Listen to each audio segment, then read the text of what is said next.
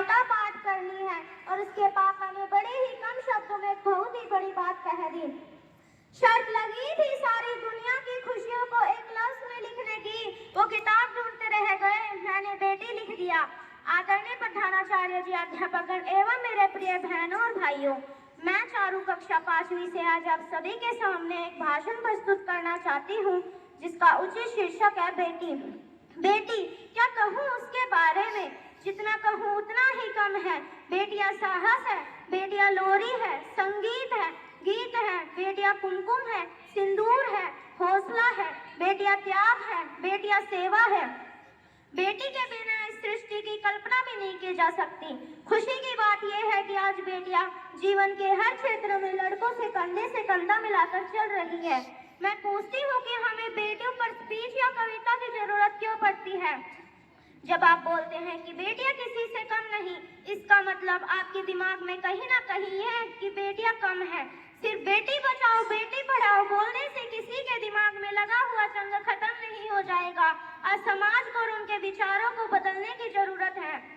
जब आप बोलते हैं कि बेटियां नहीं कर सकती, बेटियां वो नहीं कर सकती, सिर्फ लड़के ही कर सकते हैं क्या? नहीं कर सकती, बिल्कुल कर सकती है।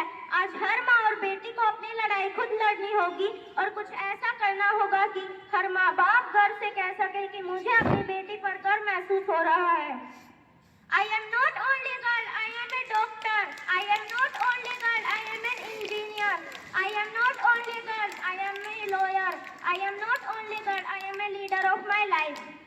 मैं आज उन बेटियों के पैदा होने से पहले या होने के बाद जिन्हें उठाकर फेंक दिया जाता था, मैं उनके लिए कुछ पंक्तियां कहना चाहूंगी। मैं अपने आंसू आपके समझ रखना चाहूंगी। माँ माँ माँ, मैं भी जीना चाहती हूँ, मैं भी तुम्हारी आंचल में सांस लेना चाहती हूँ माँ, मैं भी तुम्हारी आंचल में सांस लेना चाहती हूँ माँ, मैं भी तुम्हारी गोद में सोना चाहती हूँ माँ, मैं भी तो तुम्हारा ही अंश हूँ माँ।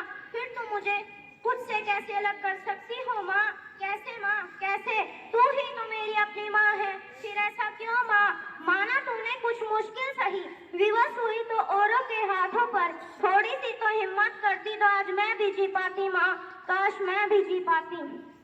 मैं पूछती, जब आप मैं जिंदगी देने से पहले ही मार देना चाहती है माँ, क्यों मेरे जज्बातों को कुचल देना चाहती है माँ? मैं भी जीना चाहती हूँ, मैं भी तुम्हारी गोद में सोना चाहती हूँ। अंत में मैं बस इतना ही कहना चाहती हूँ कि जब तक बेटियों को पुरुषों के बराबर सम्मान न मिले और बेटियां अपनी क्षमता को पहचान ले, तब तक हमें बेटियों के लिए संघर्ष करते रहना चाहिए। जय हिंद, जय भारत।